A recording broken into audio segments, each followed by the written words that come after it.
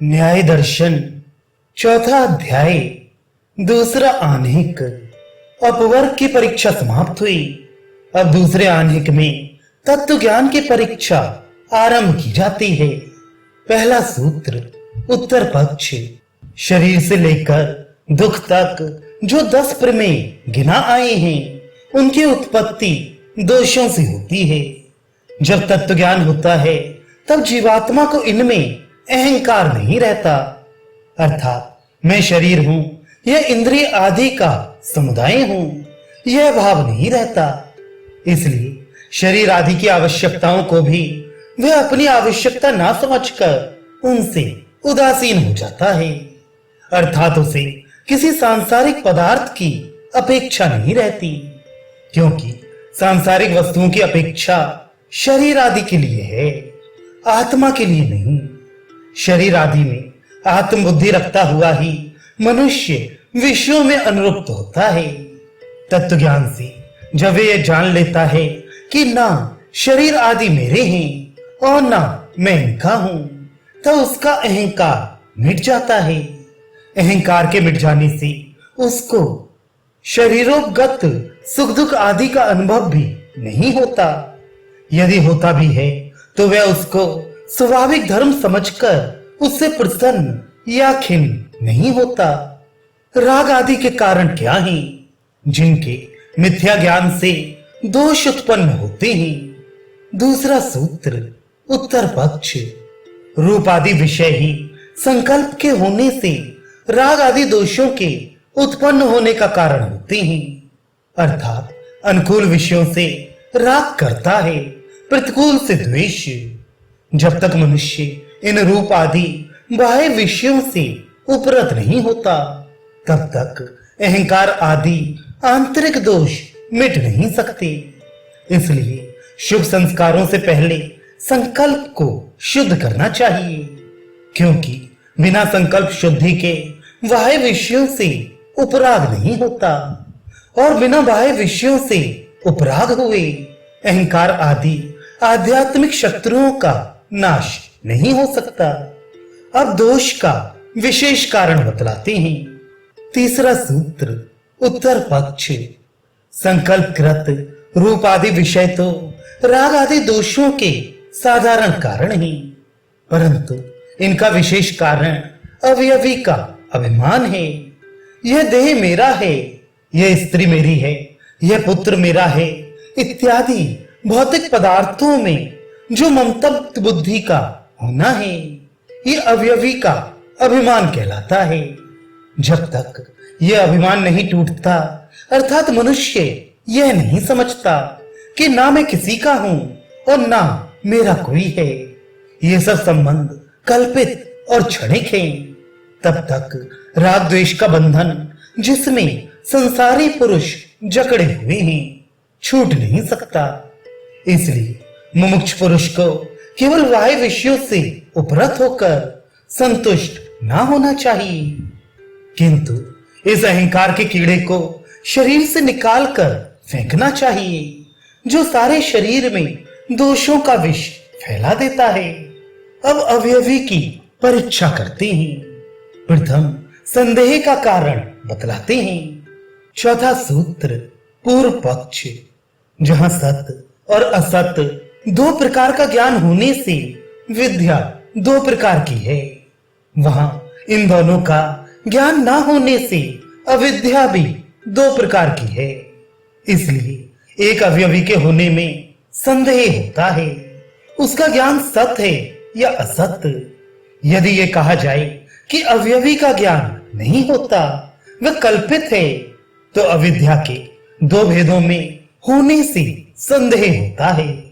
इसी प्रकार यदि उसका ज्ञान माना जाए तो भी विद्या के दो भेद होने से संदेह होता है, इसलिए अवयवी संदिग्ध है।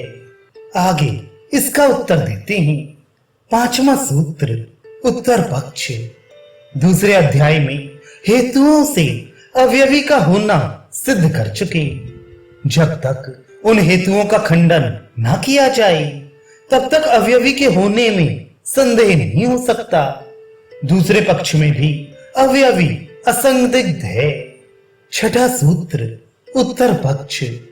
यदि अवयवी का अभाव मान लिया जाए तो भी उसमें संदेह नहीं हो सकता, क्योंकि जो वस्तु है उसी में संदेह होता है, और जो वस्तु नहीं उसमें संदेह कैसा।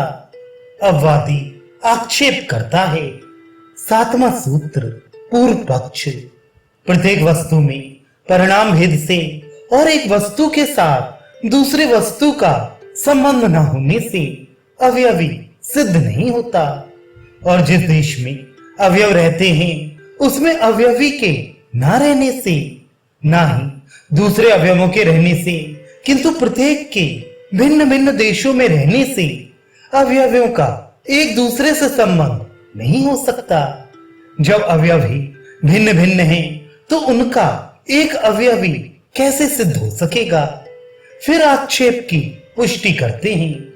आठवां सूत्र पूर्व पक्ष। अवयवों में भी अवयवी के रहने से अवयवी का अभाव मानना पड़ता है, क्योंकि अवयवों के भिन्न भिन्न होने से उनमें एक अवयवी नहीं रह सकता। जब एक एक अवयव में अवयवी का अभाव है तो सब अवयवों में भी उसका अभाव मानना पड़ेगा, इसलिए अवयवी कोई वस्तु नहीं। फिर इसी की पुष्टि करते हैं। नौवां सूत्र पूर्व पक्ष। यदि यह मान लिया जाए कि अवयवों से अवयवी भिन्न है, वे विभक्त होकर एक एक अवयव में रहता है, तो उसका अवयवों से भिन्न होना सिद्ध नहीं होता। इसलिए अवयवों से भिन्न कोई अवयवी नहीं है। फिर आक्षेप की पुष्टि करते हैं। 10वां सूत्र पूर्व पक्ष। यदि यह मान लिया जाए कि अवयवों और अवयवी में भेद नहीं है, अवयव ही अवयवी है, तो यह हो नहीं सकता, क्योंकि तंतु को वस्त्र और स्तंभ को गृह कोई नहीं मान सकता। अब सूत्रकार इन आक्षेपों का उत्तर देते हैं। 11वां सूत्र उत्तर पक्ष। यह प्रश्न कि प्रत्येक अवयव में संपूर्ण अवयवी रहता है या उसका कोई भाग अयुक्त और असंगत है, क्योंकि अवयवों के समुदाय को अवयवी कहते हैं। उसमें और अवयवों में कोई भेद नहीं है। शर्करा का एक अणु भी शर्करा ही है। नमक की एक डेली भी नमक ही कहलाती है। जब अवयव और अवयवी में भेद ही नहीं है, तो भेद की कल्पना करके यह प्रश्न करना कि अवयवी सब देश में रहता है या एक देश में नहीं बन सकता, अब दूसरे हेतु का खंडन करते हैं। 12वां सूत्र उत्तर पक्ष। वादी ने एक अवयवी के दूसरे अवयवों में ना होने से जो अवयवी का अभाव सिद्ध किया था वह भी ठीक नहीं, क्योंकि अवयव और अवयवी में अन्योन्याश्रय संबंध है, और वह संबंध तभी रह सकता है जबकि अवयवी अपनी वृत्तियों से संपूर्ण अवयवों में वर्तमान हो। इस पर आक्षेप। 13वां सूत्र पूर्व पक्ष। जैसे न्यून दृष्टि वाले पुरुष को एक बाल नहीं दिखता, किंतु केशों का समूह दिख पड़ता है, वैसे ही एक अणु के न दिखने पर भी अणु समूह घट आदि का प्रत्यक्ष होता है। इसलिए अवयवों का समुदाय ही अवयवी है, उससे भिन्न और कोई अवयवी नहीं। इसका उत्तर। 14वां सूत्र उत्तर पक्ष। तीव्र होने की दशा में इंद्रिय अपने विषय को शीघ्र ग्रहण करते हैं, मंद होने पर देर से ग्रहण होता है, परंतु इंद्रियों की ये तीव्रता और मंदता केवल अपने विषयों में होती है, दूसरे इंद्रियों के विषय में नहीं। तीव्र दृष्टि पुरुष रूप को ग्रहण कर सकती है, गंध रस आदि को नहीं। परमाणु सूक्ष्म होने से किसी इंद्रिय का विषय नहीं, इसलिए बिना संघात के पृथक पृथक एक एक अणु इंद्रिय का विषय नहीं। यदि अवयवी को अवयवों के संघात से भिन्न कोई वस्तु न माना जाए, तो अवयवी का ग्रहण भी इंद्रियों से ना होना चाहिए, क्योंकि जब एक अणु निरवयव है तो उसका समुदाय भी सावयव नहीं हो सकता। अतएव अवयवी अवयव समुदाय से भिन्न है और वही अवयव समुदाय को इंद्रिय ग्राह्य बनाता है। इस पर आक्षेप 15वां सूत्र पूर्व पक्ष। अवयवी अवयवों के सब देशों में है या एक देश में? जैसे ये प्रश्न किया गया था ऐसे ही यह प्रश्न भी हो सकता है कि अवयव अवयवी के एक देश में रहता है या सब देशों में। फिर अवयवों के भी अवयव परमाणुओं के विषय में भी यही प्रश्न होगा, यहां तक कि प्रलय पर्यंत अर्थात अपने कारण में लीन होने तक यह प्रश्न होता चला जाएगा और अंत में जाकर अभाव या शून्य ही मानना पड़ेगा। फिर यह संदेह उत्पन्न होगा कि अभाव या शून्य से भाव या उत्पत्ति किस प्रकार हो सकती है। इसका समाधान 16वां सूत्र उत्तर पक्ष। अवयवों के विभाग कल्पित करके अवयवी के खंडन से जो अभाव सिद्ध किया जाता है ये ठीक नहीं, क्योंकि यह हेतु निरवय परमाणुओं का खंडन नहीं कर सकता। वस्तु का विभाग करते करते जब उसका खंडन हो सके तब उसे परमाणु कहते हैं और कारण में लीन होने का नाम नाश है, जो कि कार्य का होता है। कार्य रूप परमाणु का जो कि विभाग के अयोग्य है नाश नहीं होता। जब परमाणु का प्रलय नहीं है तब अभाव किसी वस्तु का नहीं हो सकता। अब परमाणु का लक्षण कहते हैं। 17वां सूत्र उत्तर पक्ष। किसी वस्तु का विभाग करते करते जब वह इस दशा को पहुंच जाए कि फिर उसका विभाग ना हो सके उसको परमाणु कहते हैं। अब परमाणु के निरवय होने पर आक्षेप करते हैं। 18वां सूत्र पूर्व पक्ष। परमाणु का निरवय होना सिद्ध नहीं होता, क्योंकि परमाणु के भीतर आकाश मौजूद है और बाहर भी आकाश है।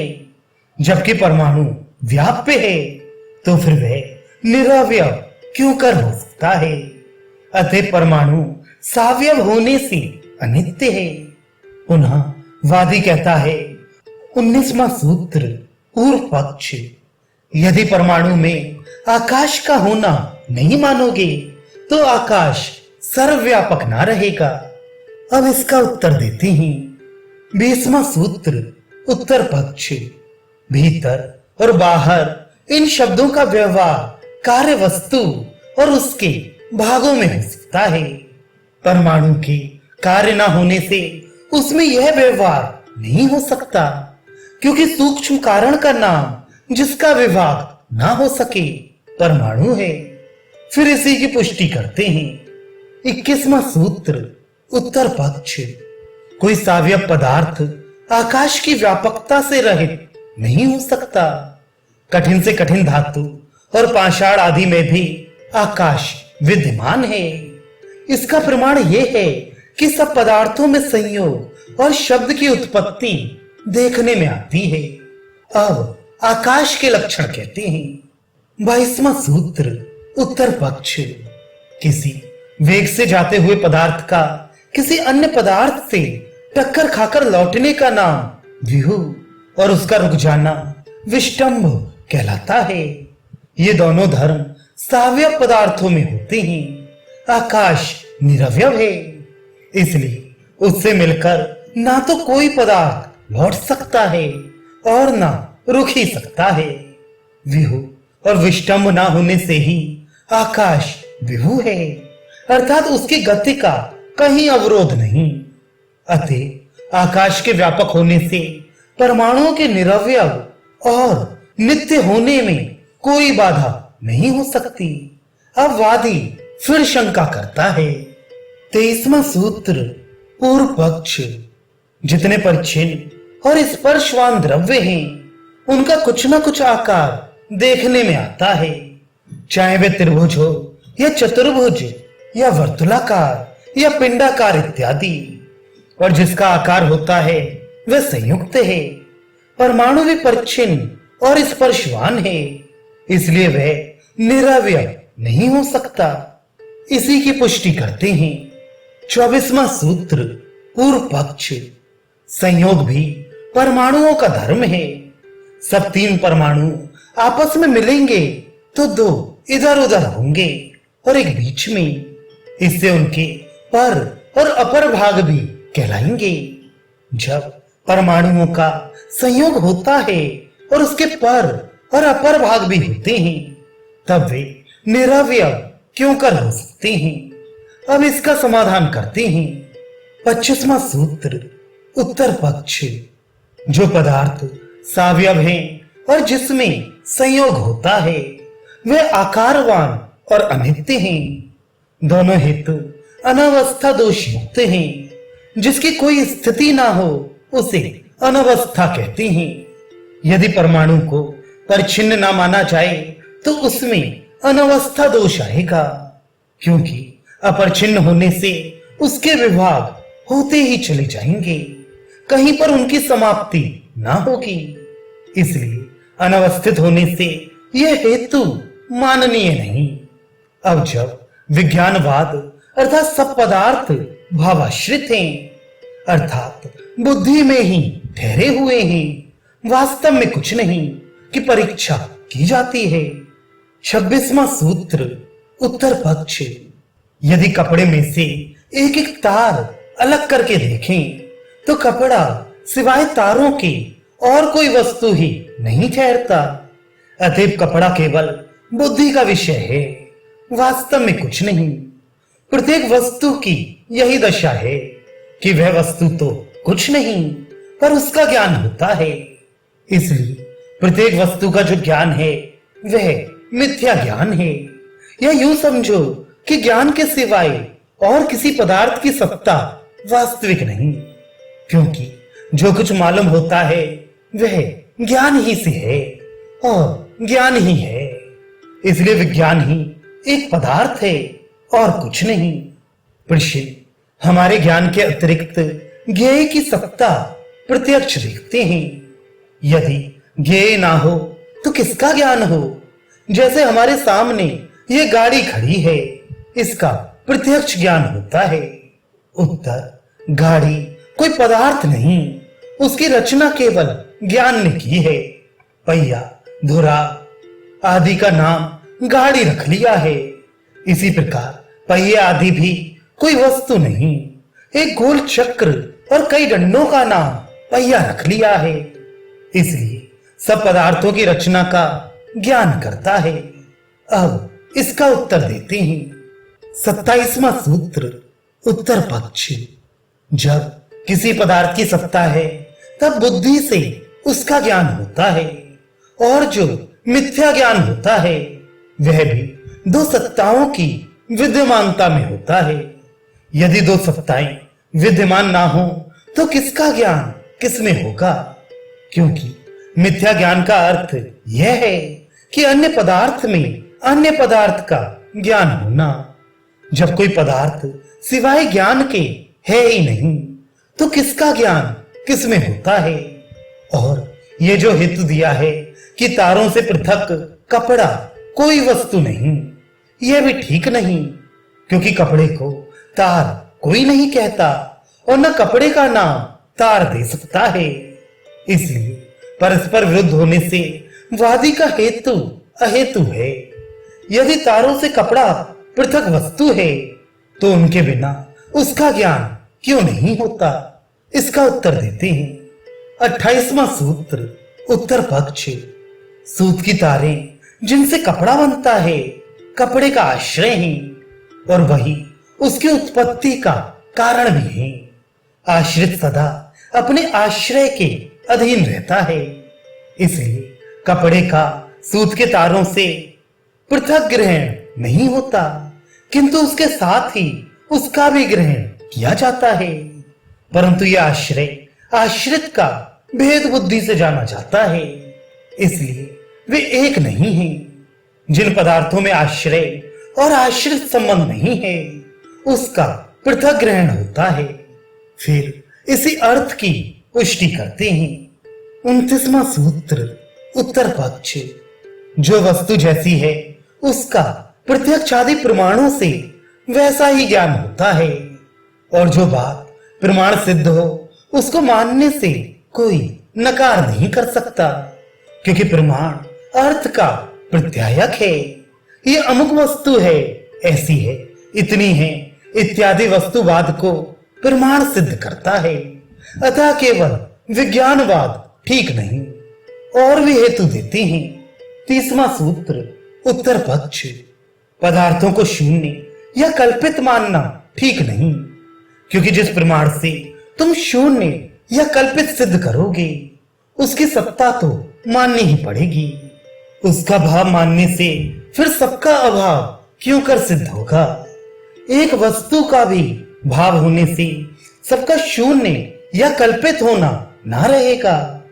यदि बिना प्रमाण के ही सबको शून्य या कल्पित माना जाए तो इसे कोई बुद्धिमान स्वीकार ना करेगा, क्योंकि बिना प्रमाण के किसी वस्तु की सिद्धि नहीं होती। वादी शंका करता है। 31वां सूत्र पूर्व पक्ष, जैसे स्वप्न के प्रमेय पदार्थ कल्पित होते हैं परंतु उनका अभिमान होता है, ऐसे ही प्रमाण और प्रमेय का अभिमान भी कल्पित है, वास्तव में कुछ नहीं। इस पर एक दृष्टांत और देते हैं। 32वां सूत्र पूर्व पक्ष, या जैसे भ्रम से माई गंधर्व नगर या मृग तृष्णा का मिथ्या ज्ञान होता है, ऐसे ही प्रमाण और प्रमेय का ज्ञान भी कल्पित और वस्तु शून्य है। इसका उत्तर 33वां सूत्र उत्तर पक्ष, इस प्रतिज्ञा के लिए कि स्वप्न पदार्थ कल्पित हैं कोई हेतु नहीं है, और बिना हेतु के प्रतिज्ञा करने से कोई बात सिद्ध नहीं होती। यदि यह हेतु दिया जाए कि जागृत अवस्था में उनके अभाव से उनका मिथ्या होना सिद्ध होता है, तो जागृत अवस्था के विषयों का भाव मानना पड़ेगा, जिससे वह पदार्थों का भाव सिद्ध होगा। जब वह सिद्ध हो गए तो उन्हीं का प्रतिबिंब स्वप्न पदार्थ भी है, चाहे वे भ्रम से कुछ का कुछ दिखें। यदि कहा जाए कि जागृत अवस्था के पदार्थ भी मिथ्या हैं, तो स्वप्न पदार्थों का खंडन नहीं हो सकता, क्योंकि जागृत अवस्था को सत्य मानकर स्वप्न अवस्था का असत्य होना कहा जाता है। जब जागृत अवस्था ही मिथ्या है तो फिर स्वप्न अवस्था का मिथ्या होना किसकी अपेक्षा से मानते हो। किसी वस्तु के भाव से उसके अभाव का ज्ञान होता है। जैसे बैल के श्रृंग होने से मनुष्य के श्रृंग का अभाव कहा जाता है। यदि किसी के सींग होते ही नहीं तो उनको हेतु में रखकर कौन मनुष्य के सींगों का अभाव सिद्ध करता। स्वप्न में जो मिथ्या ज्ञान होता है उसका कोई कारण होना चाहिए। जब उसका कारण जागृत का ज्ञान है तो फिर वह कल्पित कहां रहा। अतः जब स्वप्न अभिमान ही निर्मूल नहीं तो फिर प्रमाण प्रमेय अभिमान क्यों कर कल्पित हो सकता है। स्वप्न अभिमान कैसे होता है इसको बतलाते हैं। 34वां सूत्र उत्तर पक्ष, जिन कारणों से स्मृति और संकल्प उत्पन्न होते हैं उन्हीं कारणों से स्वप्न अभिमान भी होता है।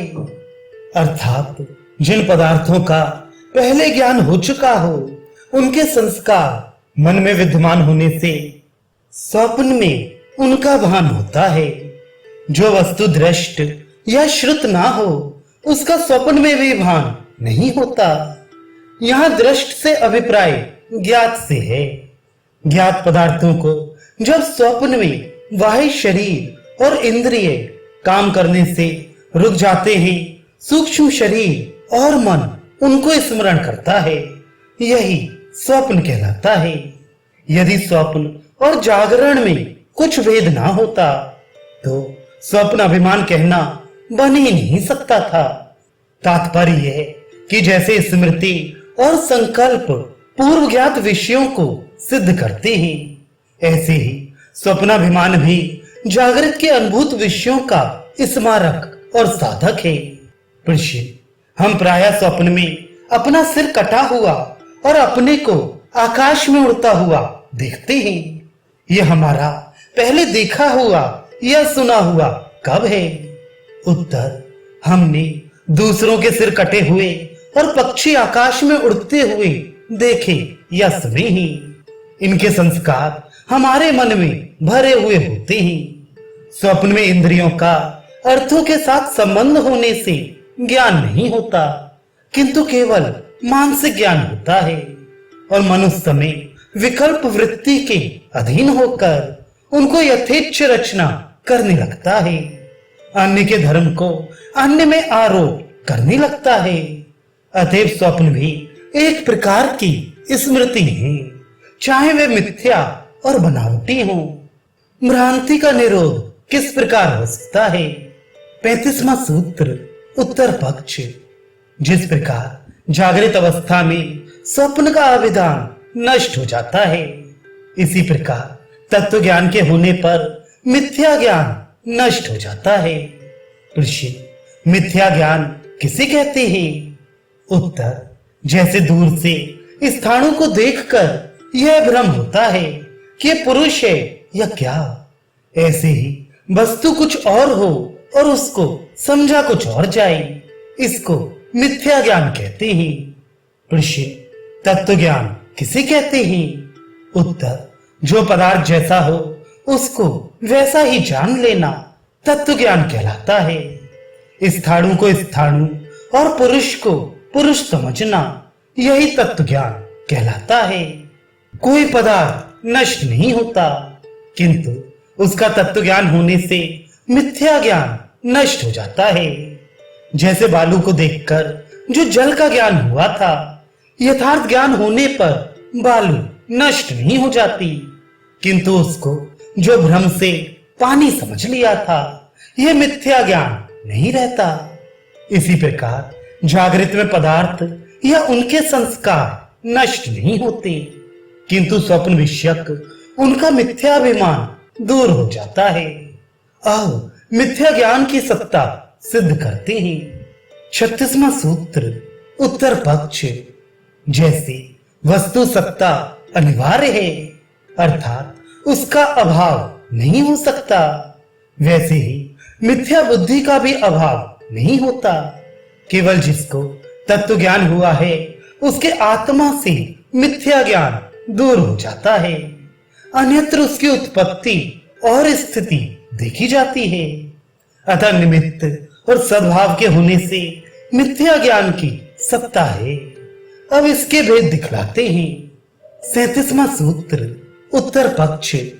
जो वस्तु हो उसको तत्व कहते हैं, और जिसका उसमें ज्ञान हो उसे प्रधान कहते हैं। तत्व और प्रधान, इन दो भेदों के होने से मिथ्या बुद्धि दो प्रकार की है।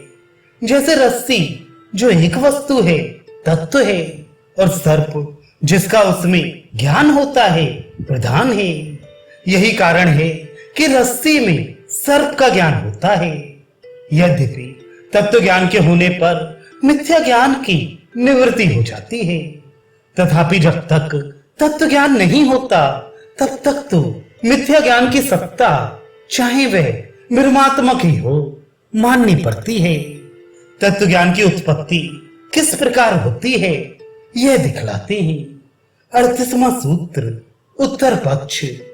इंद्रियों के अर्थों से मन को रोककर आनंद घन परमात्मा में लगाना समाधि है, और समाधि के अभ्यास करने से तत्व ज्ञान होता है। तत्व ज्ञान के होने में मन की चंचलता सबसे बड़ी रुकावट है, और जब तक इंद्रियों का विषयों के साथ संबंध रहता है तब तक मन स्थिर नहीं रहता। जब समाधि के अभ्यास से मन को विषयों से रोका जाता है तब तत्व ज्ञान की उत्पत्ति होती है। वादी शंका करता है। 39वां सूत्र, पूर्व पक्ष। समाधि का सिद्ध होना कठिन ही नहीं किंतु असंभव सा है, क्योंकि इंद्रियों के अर्थ ऐसे प्रबल हैं कि बिना इच्छा के भी मनुष्य को अपनी तरफ खींचते हैं। जब तक इंद्रिय वर्तमान हैं और उनके विषय भी संसार में विद्यमान हैं, तब तक यह असंभव है कि मनुष्य का मन उनसे हट सके। हटना तो एक ओर, यह तो उनसे तृप्त भी नहीं होता। इसी की पुष्टि में दूसरा हेतु देते हैं। 40वां सूत्र पूर्व पक्ष। भूख प्यास, सर्दी गर्मी और बीमारी आदि उपाधियां जो स्वाभाविक हैं, कभी मनुष्य को स्थिर चित्त नहीं होने देती।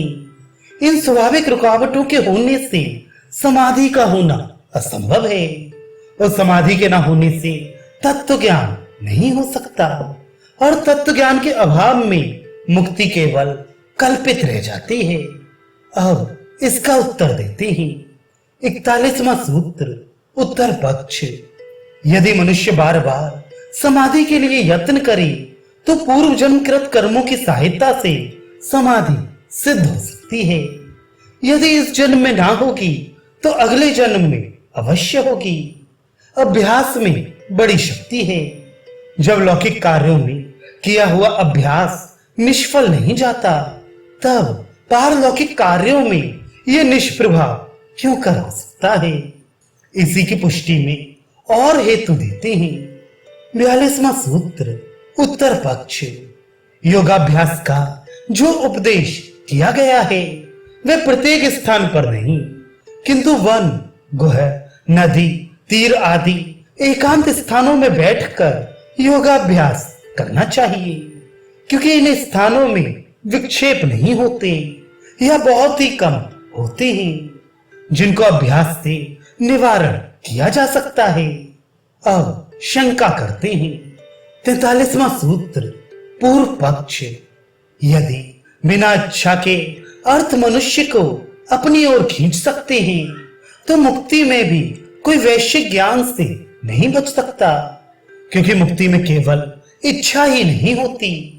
संसार के विषय तो बिना इच्छा के भी मुक्त पुरुष को अपनी ओर खींचेंगे। अब इसका उत्तर देते हैं। 44वां सूत्र उत्तर पक्ष। मुक्तावस्था में स्थूल शरीर के न रहने से बाह्य विषयों का ग्रहण नहीं हो सकता, क्योंकि बाह्य विषयों के ज्ञान के लिए चेष्टा और इंद्रियों के आश्रय शरीर का होना आवश्यक है। परंतु मुक्तावस्था में ना तो शरीर ही रहता है ना इंद्रिय, इसलिए उनसे उत्पन्न होने वाला विषय ज्ञान क्यों कर हो सकता है। इसी की पुष्टि करते हैं। 45वां सूत्र उत्तर पक्ष। ज्ञानोत्पत्ति का कारण जो शरीर आदि का समुदाय है, धर्म अधर्म संस्कारों के ना रहने से जो शरीर उत्पत्ति का कारण है, मोक्ष में उसका अभाव हो जाता है। शरीर के अभाव से चक्षुर आदि इंद्रियों का भी अभाव हो जाता है। इंद्रियों का अभाव होने से उनके अर्थों का ज्ञान कैसे हो सकता है। इसलिए मोक्ष में मिथ्या बुद्धि की आशंका करना ठीक नहीं। अब मोक्ष प्राप्ति के साधन दिखलाते हैं। 46वां सूत्र उत्तर पक्ष। योग शास्त्र के विद्यानुसार यम नियम आदि 8 अंगों के द्वारा आत्म संस्कार करना चाहिए। प्रश्न, योग के 8 अंग क्या हैं? उत्तर, पहला यम, दूसरा नियम, तीसरा आसन, चौथा प्राणायाम, पांचवा प्रत्याहार, छठा धारणा, सातवां ध्यान, आठवां समाधि। इनकी व्याख्या योग दर्शन के साधन पाद में की गई है। ऋषि, क्या योगाभ्यास के बिना मुक्ति नहीं हो सकती? उत्तर, योग के बिना तत्व ज्ञान का होना कठिन है, और तत्व ज्ञान के बिना मुक्ति नहीं हो सकती। इसलिए मुमुक्ष को योगाभ्यास आवश्यक है। ऋषि, योग और समाधि से तत्व ज्ञान होने में क्या प्रमाण है? उत्तर, यदि कोई पूछे कि मिश्री के मीठा होने में क्या प्रमाण है, तो इसका उत्तर यह है कि या तो जिन्होंने मिश्री को खाया है उनसे पूछो या खुद खाकर देख लो। इसके सिवाय और क्या प्रमाण हो सकता है? इसी प्रकार या तो योगियों से जाकर पूछो या खुद योग करके देखो। योग के अतिरिक्त और भी मोक्ष के साधन हैं। 47वां सूत्र उत्तर पक्ष। योग साधन के अतिरिक्त मोक्ष प्राप्ति के लिए मोक्ष को अध्ययन, श्रवण और मनन के द्वारा तत्व ज्ञान का निरंतर अभ्यास करना चाहिए। इसके अतिरिक्त बुद्धि को परिपक्व बनाने के लिए तत्वज्ञानियों के साथ संवाद भी करना चाहिए, क्योंकि बिना अभ्यास के ज्ञान की वृद्धि और बिना संवाद के बुद्धि की परिपक्वता और संदेहों की निवृत्ति नहीं हो सकती। संवाद किस प्रकार करना चाहिए? 48वां सूत्र, उत्तर पक्ष। प्रथम तो अपने से अधिक विद्वान गुरु से संवाद करना चाहिए। वह संवाद शास्त्रार्थ की रीत पर नहीं, किंतु जिज्ञासु होकर विनीत भाव से प्रश्न करना चाहिए और उत्तर पाकर धृष्टता या हट नहीं करनी चाहिए। यदि कुछ संदेह रहे तो नम्र भाव से विनीत शब्दों में उसे निवेदन करना चाहिए।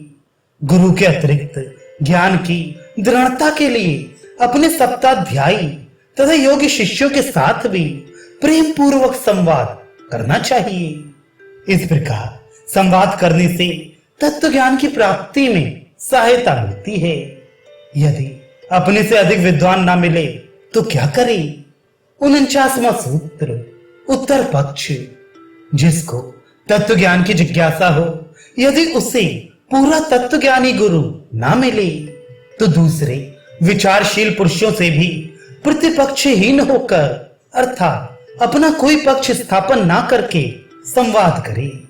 जिज्ञासु को आग्रह ना करना चाहिए, क्योंकि आग्रही मनुष्य सत्य को प्राप्त नहीं हो सकता।